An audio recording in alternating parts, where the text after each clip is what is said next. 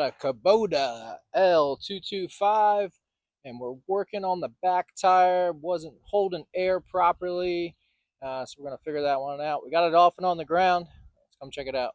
Hey guys, trying to reinstall this tire and rim that we took off our Kubota tractor. The tire is filled with calcium chloride to add weight for the traction of the tractor. This thing weighs a ton. You need help, strong help. So we're going to give it a try. We had to take the valve stem out of it, take the Schrader valve out because the salt in the tire rotted the Schrader valve. So what we did, we drilled it out, replaced the Schrader valve, and believe it or not, it's holding air. So now we're going to try to put it back on the tractor and get her going.